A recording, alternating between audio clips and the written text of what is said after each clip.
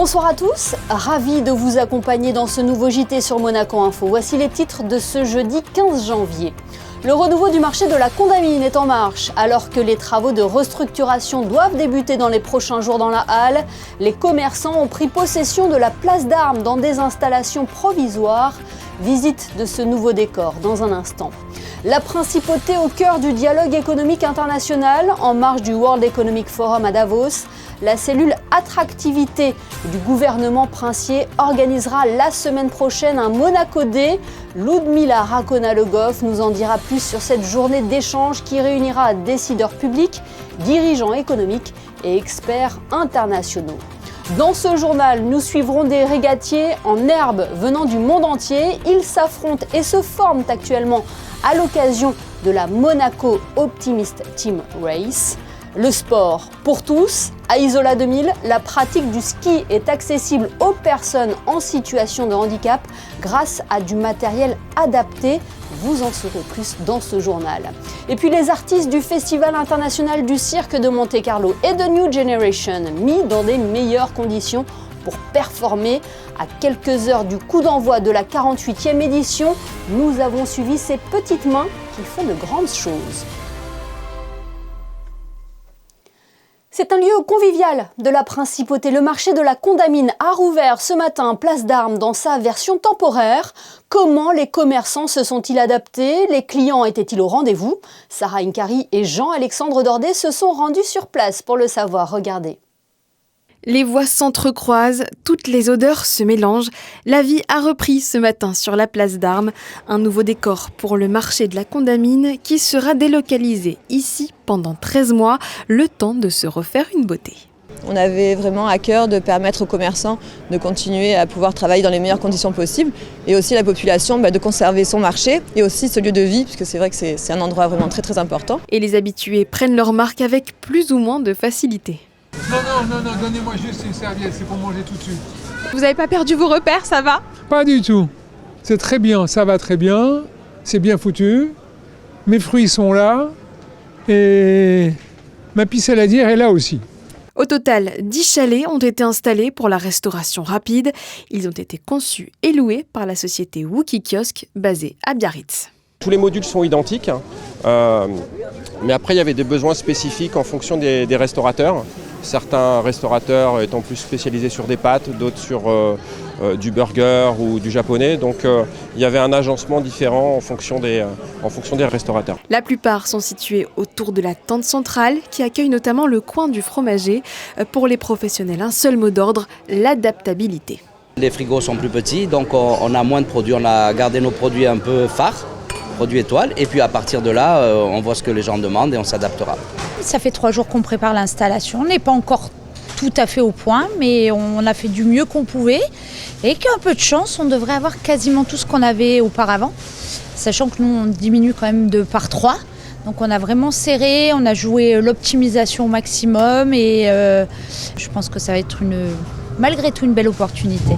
On se réorganise, ça va prendre un petit peu de temps pour trouver ses marques parce que moi ça faisait 10 ans que j'étais à l'intérieur donc j'avais mes petites habitudes mais on est super bien installés. 60 places assises sont disponibles à l'intérieur de la halle gourmande. À l'heure du déjeuner, la capacité passera à 300 grâce aux tables installées à l'extérieur à la place des maraîchers. 9,70. Concernant les travaux, le premier coup de pioche sera donné lundi prochain, le 19 janvier, avec une réouverture prévue en février 2027. En attendant, ici, sur la place d'Armes, le marché conserve son ADN, convivialité, gourmandise et surtout de nombreux sourires.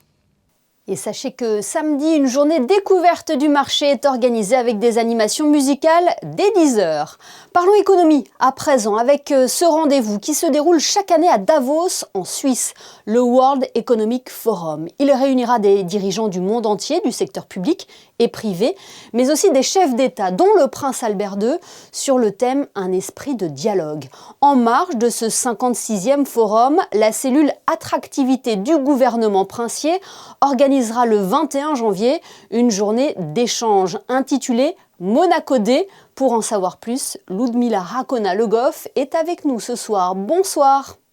Bonsoir Émilie. Vous serez donc présente à Davos la semaine prochaine à la Monaco House. Plus précisément, pourquoi avoir choisi Davos où va se dérouler le World Economic Forum pour organiser ce Monaco Day?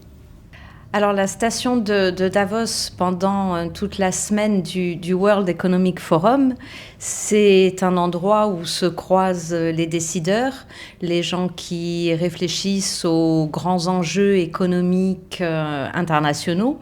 Et c'est un endroit surtout où l'on peut confronter les idées, où l'on peut parler, où l'on peut échanger de façon très libre. Donc c'est un espace utile, j'ai envie de vous dire, pour prendre de la hauteur. Donc c'est une démarche qui me paraît tout à fait légitime dans un monde qui aujourd'hui évolue de façon un petit peu, je n'irai pas jusqu'à dire chaotique, mais en tout cas instable et incertain.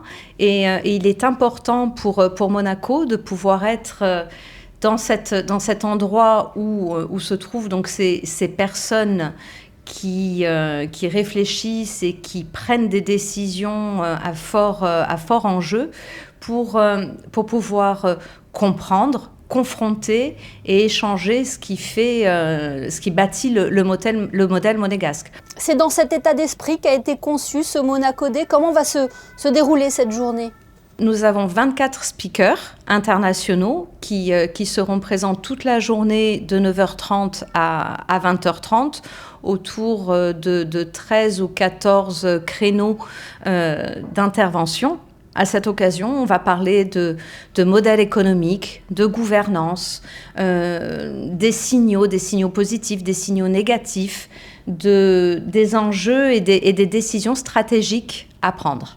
Ce Monaco Day a été placé autour du thème de la neutralité constructive avec un axe fort mis autour du domaine maritime et du yachting. Pourquoi ? Le secteur du yachting et plus largement maritime, c'est un secteur qui est confronté aujourd'hui à l'ensemble de ces enjeux.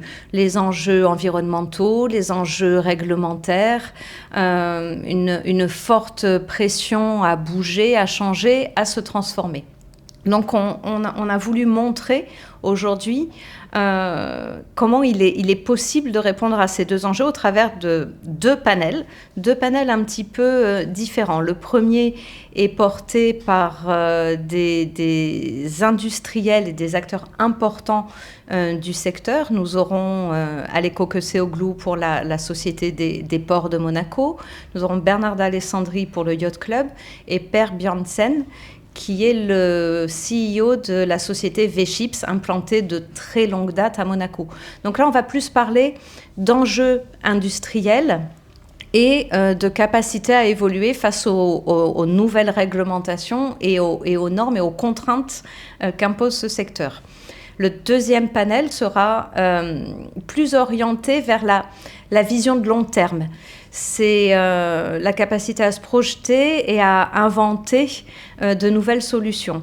Et à cette occasion, nous aurons Espen Oino, qui est un architecte naval internationalement connu et installé à Monaco, lui aussi de longue date, qui discutera à cette occasion avec Frank Binder, qui est un de nos résidents, qui porte le projet Ulycia, qui est un méga yacht résidentiel.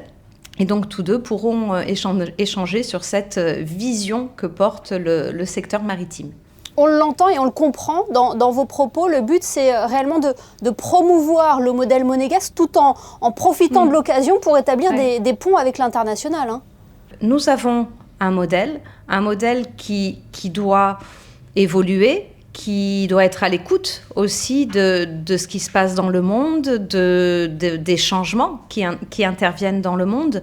Et c'est pour nous une magnifique occasion d'écouter et d'offrir cet espace de discussion, à la fois pour nos intervenants, mais aussi pour le public qui va y participer, pour faire connaître et également entendre ce qui se passe ailleurs. Oui, c'est être présent là où se nouent les échanges, on peut le dire comme ça. Oui, tout à fait. C'est être présent là où se nouent les échanges en permettant à notre public, d'entendre aussi ce qui fait nos spécificités. C'est la raison pour laquelle nous avons souhaité qu'au-delà des speakers internationaux très connus, comme par exemple la CEO du groupe HSBC Private Bank ou des grands groupes internationaux de private equity ou de la tech, nous avons souhaité mettre en avant la principauté. Donc, par exemple, avec Pierre-André Chiappori, conseiller de gouvernement ministre pour les finances et l'économie, qui ouvrira la journée de travail. Donc, les représentants du yachting, ça, je vous en ai parlé. Mais aussi des représentants de la place bancaire, Francesco Grosoli, par exemple, CEO de la compagnie monégasque de banque, ou encore Robert Laure, président de l'association monégasque des activités financières, qui seront là justement pour éclairer sur le modèle monégasque et pour pouvoir se confronter à ce qui peut être pratiqué ailleurs. Merci infiniment d'avoir été notre invitée ce soir. Merci Émilie. Un chiffre à présent, 14 440, c'est le nombre de personnes qui ont participé à la No Finish Line en novembre dernier en Principauté. Une édition qui aura permis de récolter plus de 375 000 € au profit des enfants malades ou défavorisés. Hier, l'association Children and Future, organisatrice de l'événement, a récompensé les plus belles participations à cette manifestation sportive et solidaire. 24 prix ont été remis. Réaction au micro d'Alexandra Pani. Ça a été une édition record, avec plus de 375 000 km parcourus, plus de 14 000 inscrits. Donc c'est vrai qu'on est content parce que ça a été un très très bon cru. Et donc on va récompenser ce soir les entreprises locales, les jeunes locaux et se remémorer tous ces beaux souvenirs. C'est un projet que nous suivons chaque année depuis plusieurs années. Nous, cette année, nous l'avons fixé sur la base du volontariat. Les élèves, enfin les classes qui voulaient y participer, y allaient de leur propre initiative. Ça a été un engouement général. Et nous avons mis un petit challenge. Ils avaient un nombre de tours à effectuer pour atteindre 6 000 et quelques kilomètres sur la... Donc c'était un challenge important et ils se sont tous mobilisés, c'était fabuleux.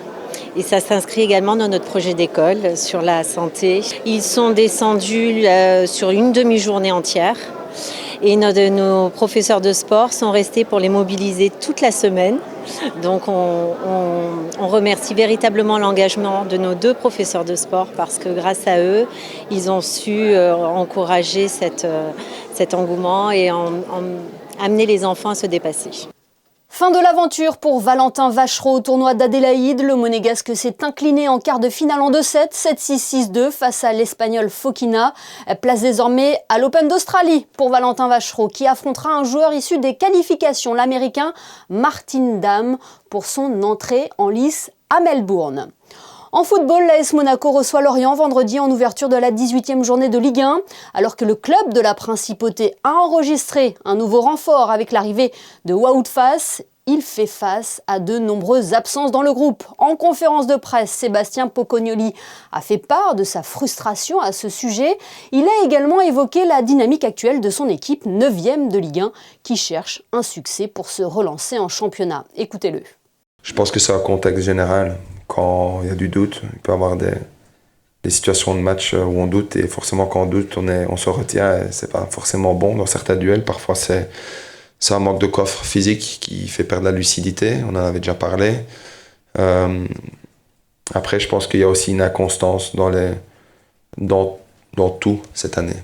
Si on regarde certaines statistiques qui sont intéressantes, c'est qu'on cède aussi beaucoup dans le dernier quart d'heure ou dans les dernières 10 minutes de la première période ou de la deuxième période, ou que quand on marque en premier, généralement on gagne le match, ou quand on concède, généralement on le perd.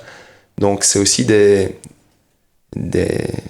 statistiques qui sont intéressantes par rapport à la mentalité de l'équipe, qui est pour moi influencée par rapport à tout ce contexte autour. Donc ça prouve aussi qu'on est instable émotionnellement, mais encore une fois, pour avoir de la stabilité dans tout, il faut que tout le monde soit à disposition, je pense. AS Monaco-Lorient, c'est donc ce vendredi à 19h au stade Louis II avant d'aller défier le Real Madrid mardi en Ligue des Champions.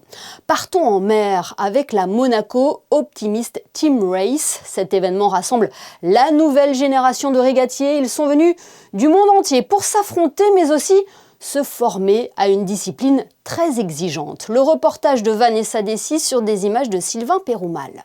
Monaco accueille l'élite mondiale du team racing à l'occasion de la Monaco Optimist Team Race. 16 équipes internationales de jeunes régatiers s'affrontent à armes égales dans un format exigeant. Organisée par le Yacht Club de Monaco, l'épreuve s'impose aujourd'hui comme une référence incontournable du circuit international junior. Il y a moins de gens qui pratiquent la voile, il y a plus de gens qui pratiquent le skirt, le windfoil, les sports individualistes de voile.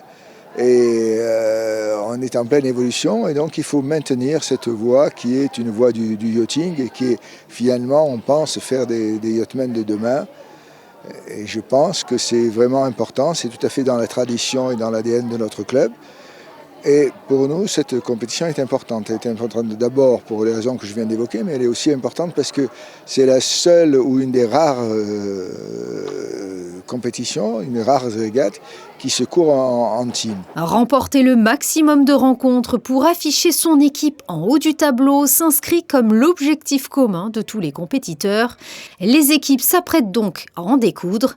Parmi elles, le Paraguay qui fait figure de concurrent sérieux. My first time, it's a really new place, really beautiful, and I like the wind and the wind conditions of the race. And I think the last we made at 7th, and we wanted to 6, 5, 4. It is possible. La Monaco Optimist Team Race se poursuit jusqu'à dimanche au large de la Principauté. Et les conditions s'annoncent difficiles, vent faible et risque de pluie annoncé pour ce week-end. Les prévisions météo sont à suivre après ce journal. Changement de décor, direction Isola 2000 où la station propose la pratique du ski pour tous grâce à du matériel adapté. Le handiski permet à des personnes à mobilité réduite de pouvoir profiter des joies de la glisse. Fabien Bonilla et Hugo Comassa se sont rendus à Isola 2000 pour en savoir plus sur cette activité. Et vous allez le voir, elle mobilise de nombreuses institutions et des personnes de bonne volonté de Monaco. Sensation de vitesse, le vent sur le visage lors d'une descente endiablée et surtout le partage d'une discipline sportive ludique pour des personnes handicapées ou dans l'impossibilité de pratiquer le ski. Nous sommes à Isola 2000 et une grande chaîne de solidarité s'est mise en place autour de Jacques Pastor depuis plusieurs années. Et je suis très fier, moi, parce que la Principauté de Monaco a vraiment participé à cette chaîne de solidarité, parce qu'il fallait, d'une part, l'accessibilité des stations, et ça c'est vrai que les mairies, et la mairie d'Isola en particulier, a fait de gros efforts pour mettre des infrastructures à disposition. Il fallait, bien sûr, du matériel. Et le gouvernement monégasque, certaines associations, dont Children et Futur, la No Finish Line que tout le monde connaît, a financé des fauteuils. Et il fallait des pilotes. Et cette année, le Kiwanis Club de Monaco a financé la formation des pilotes. Donc vous voyez, l'implication de Monaco au sein du handiski, ça peut paraître très exotique, mais elle est réelle. Et aujourd'hui, grâce à la bonne volonté de tous, on arrive à faire skier tout le monde, en famille, comme je l'ai dit, avec les amis, tout le monde au même moment, tout le monde au même endroit, dans ce beau décor, et tout le monde peut en profiter ensemble. Ce mercredi et jeudi, sur les pistes, ce sont des pensionnaires de l'AMAPI. Ils reviennent pour la 3e année. À leur disposition, 4 pilotes handiski pour 4 bénéficiaires de l'association. Cette inclusion est très appréciée. Ce matin, on a fait du fauteuil et il y a un monsieur qui m'a même poussé. Qu'est-ce qu'on ressent ? Moi, je me sens bien, voilà. Je me sens bien avec les autres.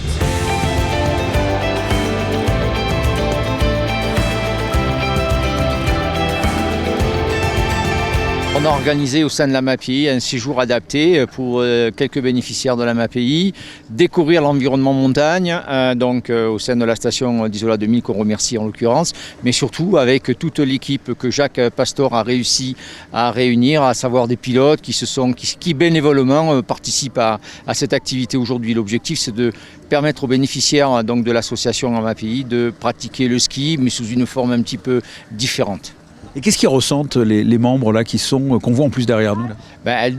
On regarde simplement leur sourire, on a des bénéficiaires qui sont non-verbaux, mais en tout cas ils sont en capacité d'exprimer leurs émotions et c'est des sourires, je dirais, permanents. Et en plus, il est quand même 3h30 de l'après-midi, on est là depuis ce matin 10h, et ils en redemandent, et c'est un véritable plaisir de leur offrir ça. Après la MAPI en milieu de semaine, ce sera au tour de pensionnaires de l'association Monaco Dizzy's Power de découvrir ce vendredi la joie du ski.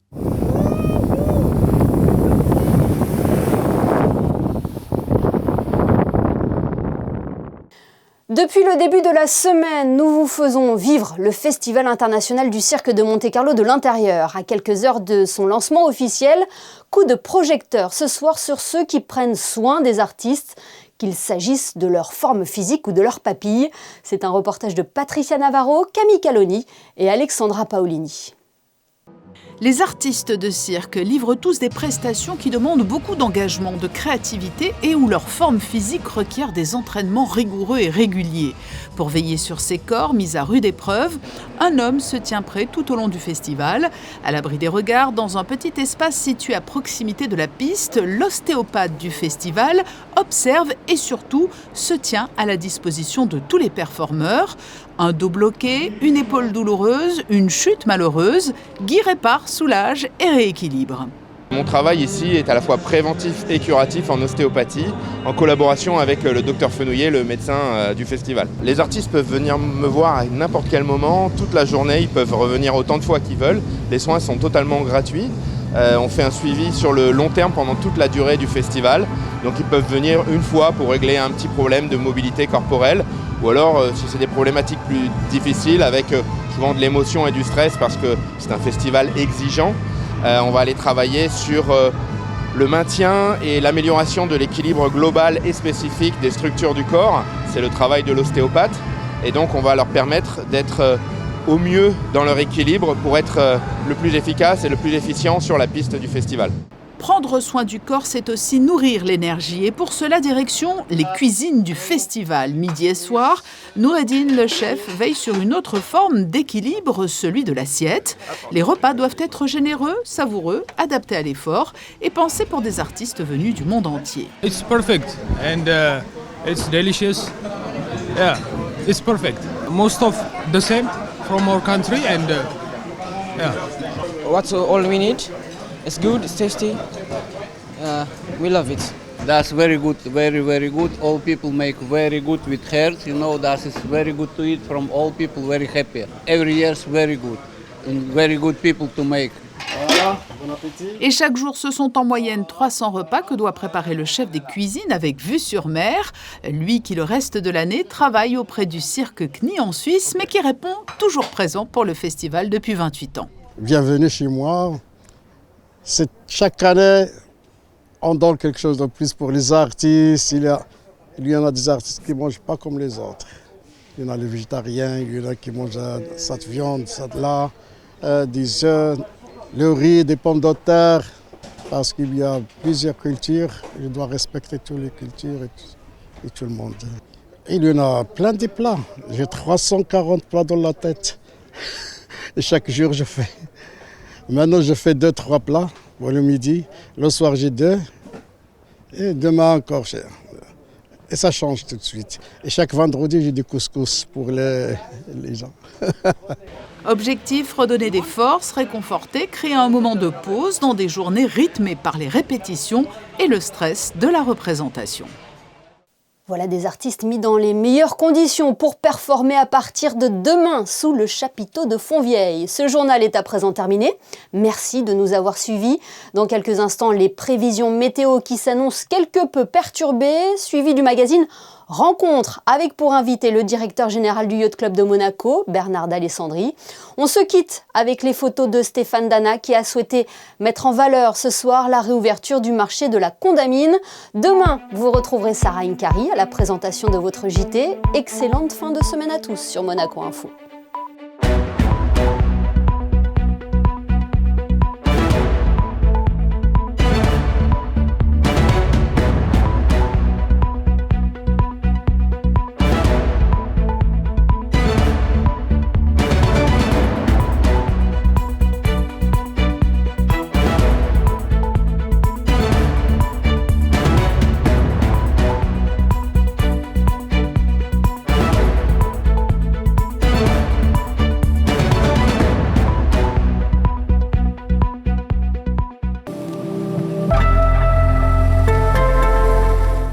Bonsoir à tous, après une belle journée ensoleillée, le ciel jouera les troubles fêtes demain. Les nuages gagneront du terrain et quelques gouttes pourraient tomber en soirée. Côté température, pas de changement, 7 degrés au lever du jour et jusqu'à 17 degrés en milieu d'après-midi. Attention toutefois, le vent viendra accentuer la sensation de fraîcheur.